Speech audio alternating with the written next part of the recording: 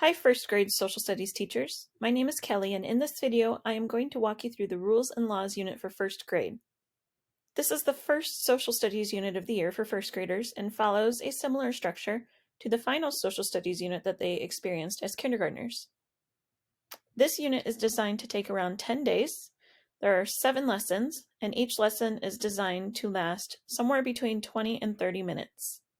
In this unit, students will learn how to be responsible students and citizens, so they will focus on rules and laws and how those help our communities. Students will also discover why people vote. Constitution Day also falls within this unit. This unit is centered around the civics content of the standards and the taking informed action inquiry standards. Students spend most of this unit thinking like a political scientist, so be sure to review the video Thinking Like a Social Scientist for more about the strategy. Links to the video and others are provided in this video's description. The questions that make up the framework of this unit are the compelling question, why do rules matter in our lives, and the 3 supporting questions. The first supporting question, what does it mean to be a responsible student? The second supporting question, what does it mean to be a responsible citizen? And the final supporting question, how are rules and laws different in Iowa from other places?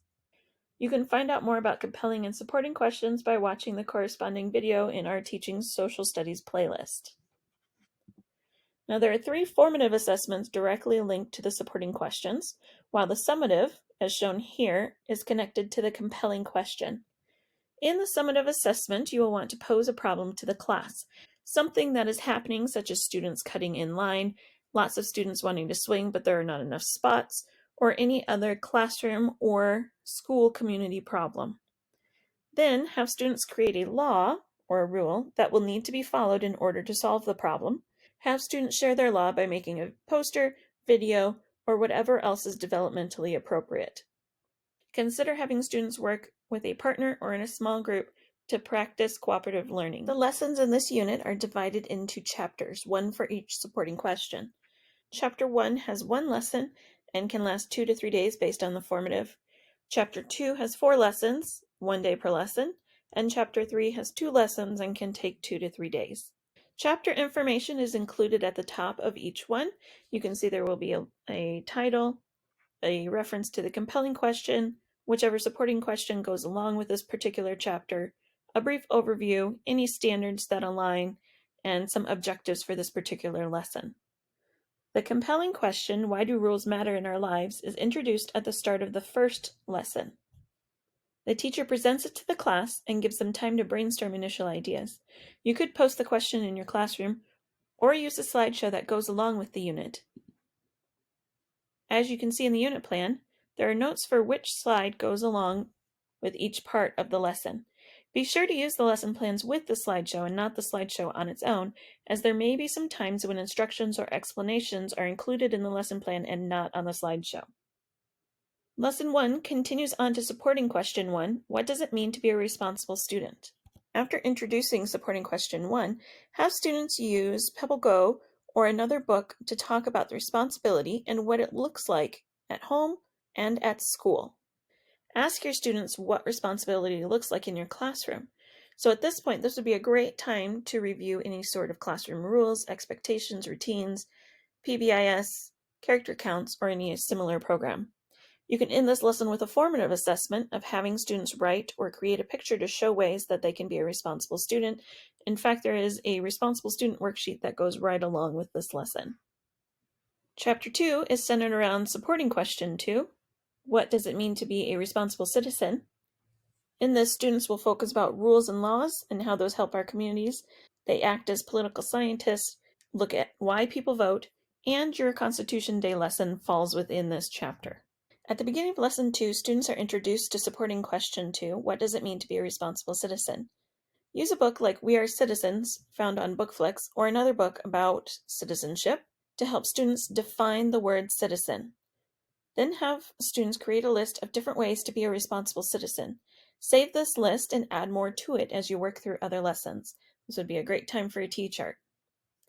In Lesson 3, students continue learning about supporting question 2. Review the meaning of the word citizen so that students can apply it to the images that they will see in the slideshow. On these slides, students will see images of other children doing different actions. And then they will need to decide if the children shown are being good citizens or not.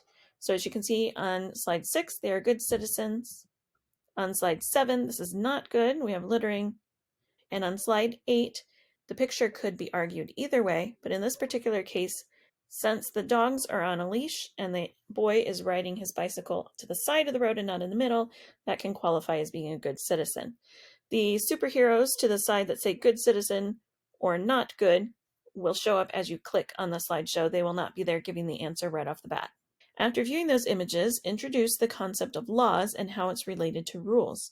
There's a definition on slide 9, and then it's followed by images on slides 10 and 11 in which students can try and figure out what the laws are. Up next is a focus on political scientists, who they are, what types of questions they ask, and how this can help students link it into the lesson itself. At the end of lesson 3, you throw out the idea that our country has a list of laws called the Constitution. This will connect to the Constitution Day lesson later on. Note that you can flip-flop lesson 4 and 5 if needed. In lesson 4, this is the focus on Constitution Day. You can choose a lesson from a list of options provided in the link there, or you can follow the recommended lesson, in which you read about the Constitution and how the class rules work. Then you can look at a bit of the breakdown of the Constitution via a poem. After this, you look at the basic responsibilities of the President, Congress, and judges. It's kept very short and sweet. President enforces the laws, makes sure they happen. Congress makes the laws, they write them and create them, and the judge gets to decide what the law means.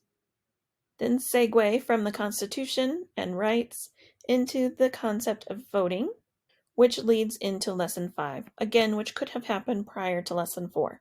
Within lesson 5, students explore the concept of voting. There's a book on Bookflix and also some items in Pebble Go that will help you and your class talk about what it means to vote, why we vote, and who can vote. There's also some information on Pebble Go about voting history, and you can talk a little bit about how voting rights have changed to include more people. The formative assessment that goes along with this chapter is the Responsible Citizens Worksheet. In this, students draw a picture of a responsible citizen and include a sentence or two to explain what makes them a responsible citizen. Chapter 3, Lessons 6 and 7, surrounds supporting question number 3. How are rules and laws different in Iowa from other places? So in this chapter, we're focusing on comparing and contrasting Iowa with other communities and cultures. In lesson 6, we review the concept of a law and political scientists, and we revisit the picture of the boy on the bicycle with the dogs. Information is given to students about a statewide leash law, which exists in California and not in Iowa. So it might be interesting to talk about why some places would have these laws and others don't.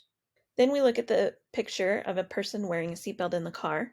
Again, we consider why you would have to have that law and why there is a state in our country that doesn't require everyone to wear a seatbelt past a certain age. Then we have a comparison between New York and Mozambique. It has interesting ideas about laws crossing the street in these two different places. Lesson 7 is the summative assessment, which we discussed earlier, and should probably take 2 days. This would be an excellent time to use Seesaw or another digital platform for students to present what they created. Thank you for watching this video about the Rules and Laws unit for first grade. Be sure to check out the other videos in this playlist and the K-12 videos in the Teaching Social Studies playlist. Please reach out to your PLC leader, instructional coach, or curriculum facilitator if you have any questions or would like some more information or support.